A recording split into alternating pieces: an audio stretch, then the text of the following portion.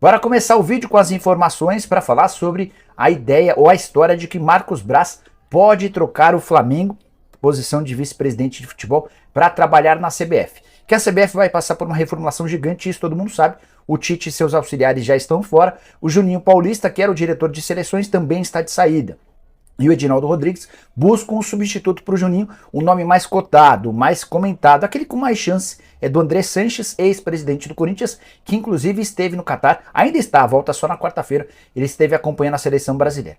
Nas últimas horas, o pessoal do torcedores.com trouxe a informação de que o Flamengo também cogita a possibilidade de perder o Marcos Braz para esse lugar. Em vez de o André Sanches ser contratado, quem seria o escolhido do Edinaldo Rodrigues seria o Marcos Braz, alguém com excelente relação com o novo presidente da CBF. Coincidência ou não, o Marcos Braz também está acompanhando os jogos da seleção, ou estava, né? Porque a seleção já está fora da Copa do Mundo.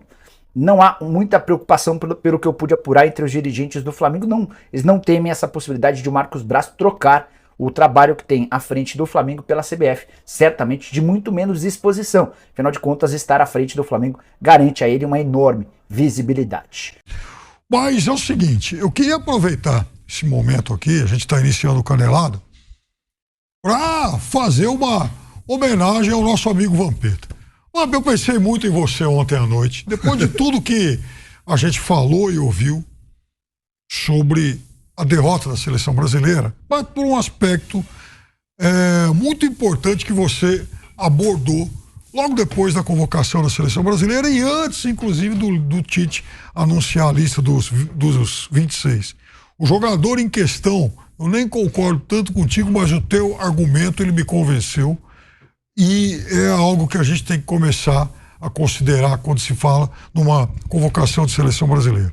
Você falou muito sobre que você teria levado para a Copa do Mundo o Gabigol. Principalmente porque ele joga num clube grande, um clube de pressão. E aí, fiquei pensando muito nisso ontem. A gente sabe que todo jogador de futebol hoje ele sonha em jogar, por exemplo, na Premier League, na Liga Espanhola, que são as mais importantes, vistosas e que mais pagam no mundo. Mas aí tem um outro componente. Então, se você tem um jogador aqui no Brasil disputando posição com alguém que está na Premier League ou na Liga Espanhola, a tendência é que a gente convoque e opte pelo jogador que está lá. O que é natural, porque o que está lá, ele está enfrentando os melhores do mundo e o que está aqui, não. Mas tem um outro componente que, às vezes, a gente deixa de levar em conta e você considerou nisso. Que é o seguinte, o cara que joga no Flamengo e no Palmeiras hoje, ele está decidindo toda hora. Então, a todo momento, ele tem a pressão de decidir.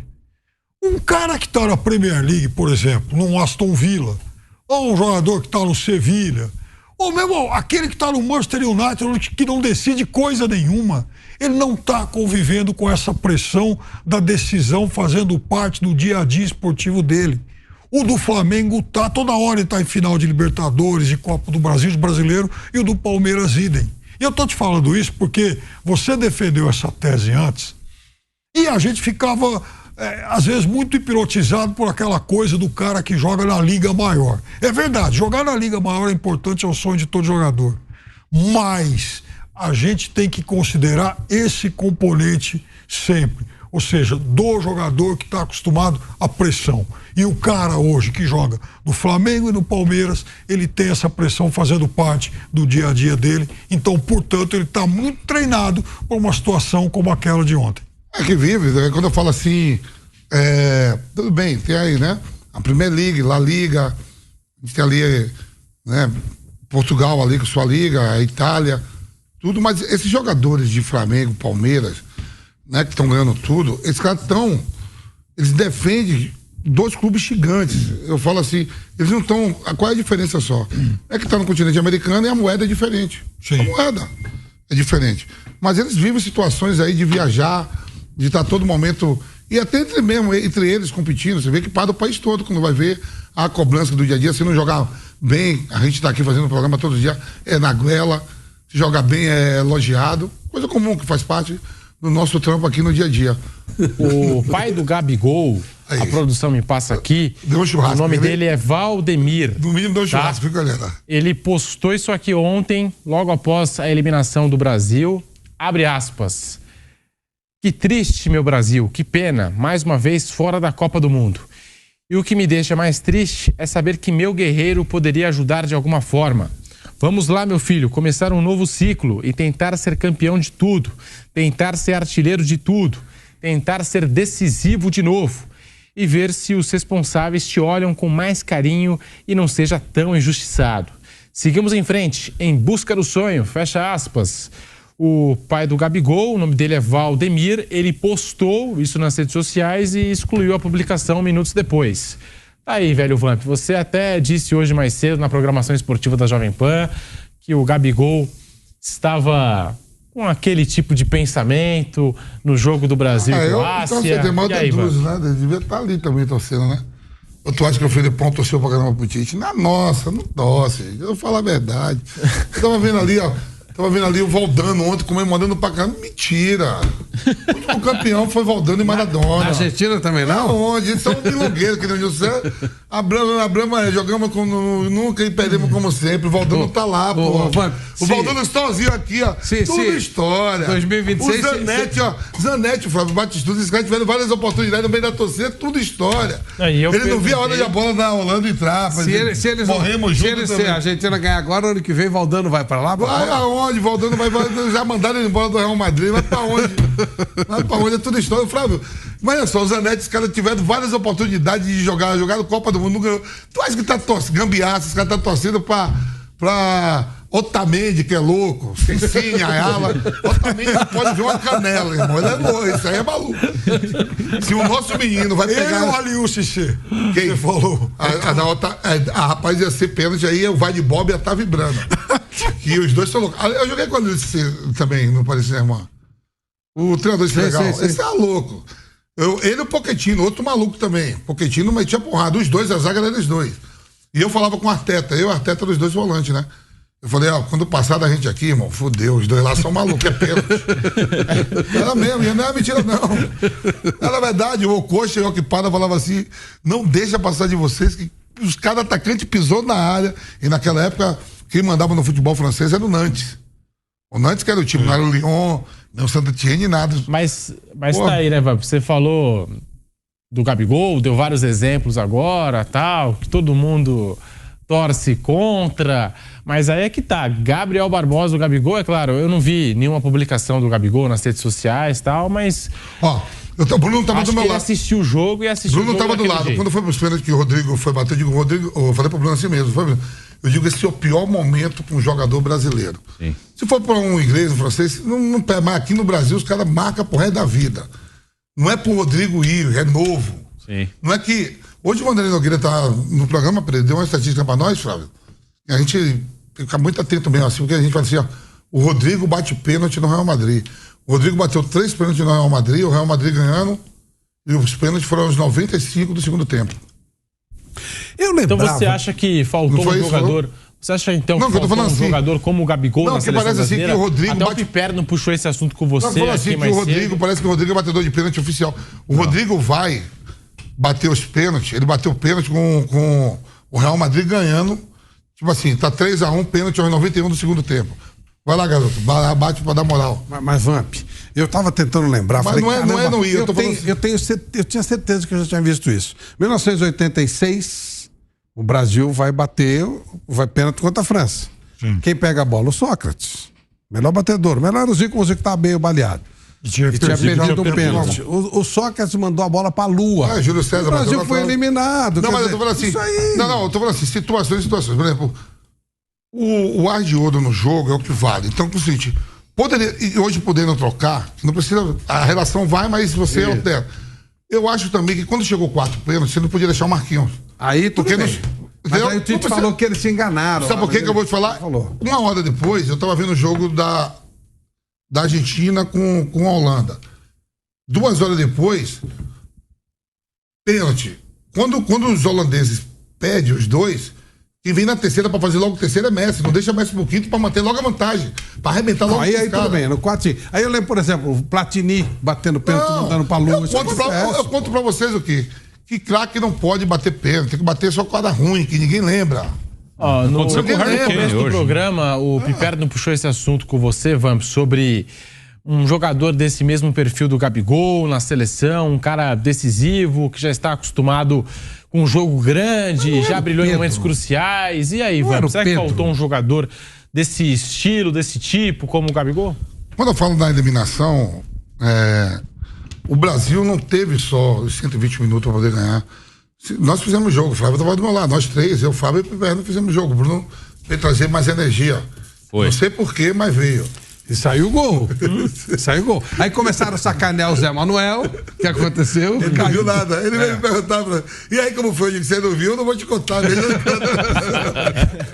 Vou pegar o Zé Manuel, né? Aí eu fui no corredor da barca e falou, eu não vi nada como foi. Eu disse, você não viu nada? Ele falou, não. Eu digo, então também não vou te contar, não. Vai ficar sem ver.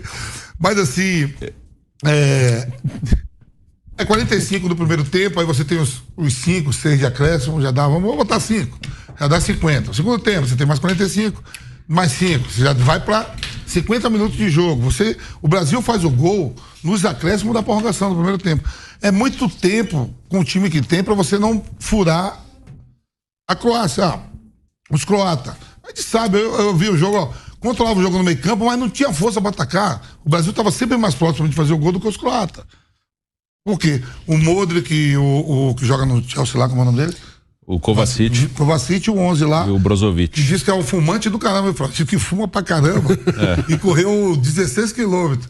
Aí eu às vezes foi um programa... também fumava. Não, teve um programa aqui que aí... Não, o programa do Sport TV, o treinador lá do... Carlos Alberto. Não, o treinador do Botafogo. Luiz Castro. Luiz Castro. Aí os caras falaram, aí o André Rizek, os caras conversando com o Luiz Castro, falou, ó, como é que pode, professor? Você já teve algum atleta que fuma? Aí ele falou, opa, se eu devo ter, mas nunca fumou na minha frente. E o que é que você me diz de ele correr 17 quilômetros? Ele correu 17 quilômetros no jogo antes, por causa da prorrogação, e ontem ele correu 16. Aí o que é que você acha disso? O que eu acho é que se ele não fumasse, ele corria 20. Ou será que precisa ver se é cigarro mesmo que ele tá fumando? Vai ver que então, Pedro, é assim, cara, quando eu falo do Gabigol, de qualquer coisa, eu digo que os caras também não jogam um time qualquer. O Dudu, os caras, eu tô falando assim, os caras defendem clube gigante que a cada 3 dias a gente tá comentando eles, julga eles, se joga lá contra os melhores.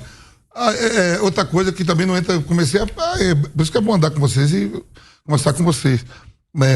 A seleção brasileira não joga contra o europeu, mas os jogadores tudo jogam contra, eles são tudo da Europa. Sim. Aí o Flávio falou, então pega já um treinador que tá lá, bota ele lá, mas eles jogam contra o europeu. Jogam entre eles. Por exemplo, faltou um jogador, você viu quantos jogadores, ó, o Modric quando ele tava enfrentando, ó, Casimiro, ex-companheiro dele por mais de 10 anos, Rodrigo, Vinícius Júnior e Militão. Tudo jogou com o Modric, tava todo mundo junto outro dia ganhando a Liga dos Campeões. O Modric dá um abraço no Rodrigo, tem até a imagem aí, ele fala assim, você vai ficar mais forte depois disso, a gente erra, a gente cresce com erro e tal. Eu tava vendo, no primeiro ano do Modric no Real Madrid, ele foi considerado a pior contratação da história do Real Madrid, o primeiro ano dele. O Real Madrid banca ele pra segunda temporada, daí em diante ele sai do Tottenham, se não me engano. Sim. Mas e aí, Flávio, será que faltou um jogador desse perfil, como o Gabigol, acostumado à decisão? Não era o Pedro, do cara que tinha aqui? Vai o Pedro, porque não sei o quê, que ele... deu pra ver. Né? O Pedro fez o pênalti, vai questionar? Não, tô falando que isso aí, gente. O Pedro... Mas sabe o que tinha acontecido se o Gabigol estivesse lá ontem? Nada. Gente, agora, eu sinceramente... Cadê? É a 4... Tirava quem pra pôr o Pedro? É o Neymar? 4. Neymar, É a Câmara 4, né? Isso. Ó, aqui no meu grupo tem o Cafu e o Roberto Carlos. Vambora. Que falta que eu senti do Rodinei, ultrapassagem. Mostra. Ultrapassagens, Pedro, não tem. Os laterais não fizeram ultrapassagem. É o avião. Se você lembrar aí, os últimos títulos do poderoso Flamengo, tudo com o passe do avião.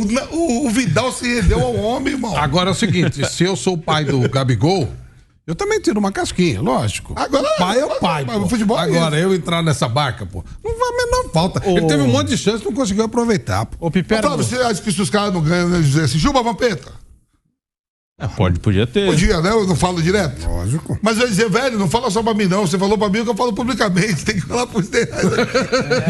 Tá tudo aqui. Eles vão te tirar do grupo. Pode mostrar. Não, eles vão tirar você do grupo, a gente Ivan. aproxima a câmera. Não, se me tirar do grupo, eu dou graças a Deus. Eu quero o grupo da Pampa que eu recebo o pagamento. Se você tiver um vídeo do Cafu, pode mostrar pra gente. Mas e aí? Só tem horário. Agora minha foto tem não. Calma aí. Tá muito quente. A batata tá assando aí. Não vem, nego. O nego tá dando risada ali pra cá. Você só tá trazendo no Faz Pânico. uma água aí que daqui a pouco eu solto tudo. Os programas de esporte, você... No Pânico que eu arrebentei. Pode esfriar um pouco. A batata tá quente. Você viu? Um avião saiu daqui, Flávio, com não sei quantos bilhões de toneladas, não sei o quê. Eu vi agora, só voltou 3. Imagina aquele voo todo grandão, eu ia dormir no corredor. E tá pegando fogo lá em Paris, hein? Tá Aí é o que pegando eles estão fogo fazendo com a minha cidade. em Paris, na França. Olha o que eles estão fazendo com a minha cidade. Mas, ô Piperno, sobre esse assunto, você que puxou esse tema no começo do programa, foi antes do Flávio chegar. o que exatamente fez você, Piperno, chegar a essa conclusão que faltou um jogador aí do Flamengo, do Palmeiras, como você citou até no começo do programa, né? Que são dois times em que a gente sabe, né? Existe sempre uma pressão para ganhar, para conquistar títulos, os jogadores estão sempre pressionados e são jogadores acostumados com essa pressão, Piperno. Não, o que eu disse então é que é o seguinte. Primeiro eu quero esclarecer que quando o Tite convocou a seleção, eu concordei com 24 dos 26 convocados. Eu acho que o Tite fez uma convocação muito boa. Hoje... Todos nós, né? Pois é, hoje... Não só você. Já na minha entraria só o Gabigol, eu tiraria... Eu já falei, na minha entraria o Gabigol, aí vocês perguntam, quem você tira? Eu digo, eu não posso tirar sonho porque eu já fui atleta e todo mundo tem seu sonho. A gente viu como cada família recebeu a convocação, né? Eu teria levado como eu disse à época, um atacante a menos e um jogador de defesa a mais, ou até de meio campo a mais, e eu não teria levado Daniel Alves. Isso foi o que eu disse à época. Mas também tem uma coisa, já que o Daniel foi, eu acho que, principalmente com a situação como essa de ontem, e olha que o Militão jogou bem, a questão não foi nem o Militão, pelo amor de Deus, até que ele fez uma boa Copa do Mundo. Mas o que eu disse antes, concordando com 24 dos 26 convocados, é que depois de reavaliar, depois de derrota, depois de acontecer um monte de coisa, o que eu acho que numa convocação para a Copa do Mundo, talvez a gente tenha que inserir um outro critério. E o que eu disse é o seguinte, bom, hoje eu, Fábio Piperno, e muita gente, a maioria das pessoas, se você tem uma dúvida entre um bom jogador que está aqui e um bom jogador que está na Premier League, ou na Liga Espanhola, ou na França, não sei onde, Alemanha, que joga no Bayern, a gente vai optar por esse cara que está lá fora. Eu acho que é um caminho, porque ele está jogando contra os melhores do mundo. Só que, às vezes, dependendo do contexto em que ele está lá, o clube onde ele joga, esse é um cara que, além da competição normal, né, da disputa de 3 pontos a cada final de semana e tal, ele não está participando de tantos jogos de grande pressão, porque ele não está, porque o time dele é ruim, o time dele está lá em 13º, 4º, 5º, ele joga em time pequeno, que não é um time acostumado à pressão da decisão. Ao passo que um cara que jogue hoje no Flamengo, no Palmeiras, ele está acostumado à pressão da decisão toda hora. Então, eu hoje, se eu tenho um equivalente do Palmeiras, do Flamengo e do Aston Villa, eu vou convocar o do Aston Villa porque ele está jogando contra os melhores do mundo.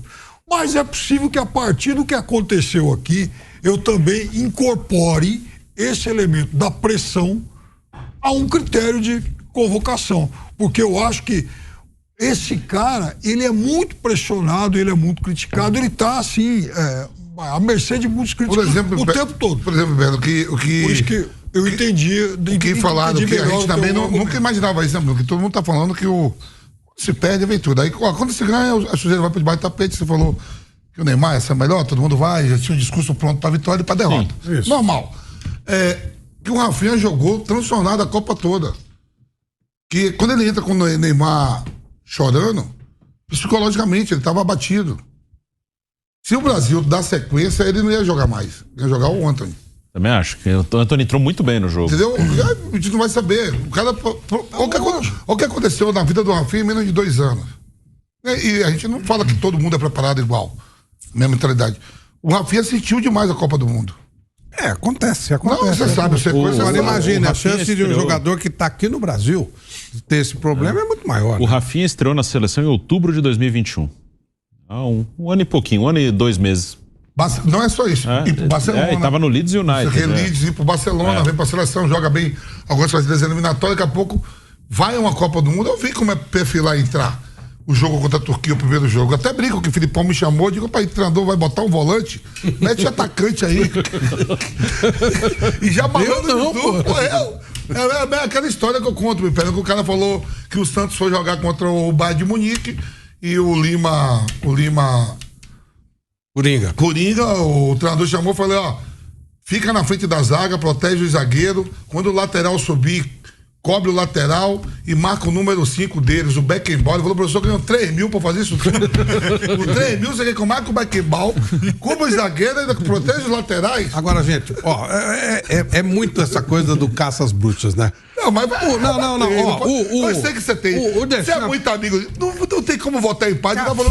O Tite, aonde for hoje no Brasil, com tantos bilhões, qualquer jogador, chegar a qualquer restaurante, alguém vai dar uma piada. Tudo vai bem. ter uma graça. Mas por isso que eu acho que ele tem que ficar quieto no canto dele. O Deschamps convocou um gato. O quarto que tava vazio. Ele convocou um gato. Ele foi malandro, ele pegou esse gato e jogou na coletiva do Brasil. O Deschamps convocou, vocês sabem disso, 25 jogadores. Qual é o outro? Eu vou pôr meu gato. Aí depois ele perdeu o jogador, não convocou de novo.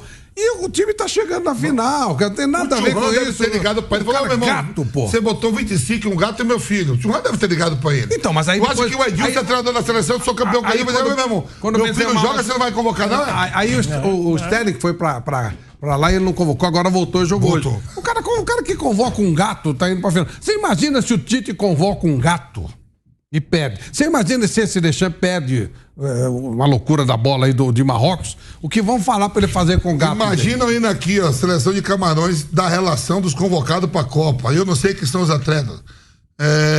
Os caras, pô. Ele chegando aí. Torcedor marroquino, imagens ao vivo, torcedor marroquino sendo preso pela polícia. Mais um torcedor marroquino preso. Ele chegando à final agora da Copa, como possivelmente acho que vai ocorrer, ele tá credenciado a continuar. Foi o que o presidente da federação falou. Se chegar da semifinal pra frente, a decisão é dele.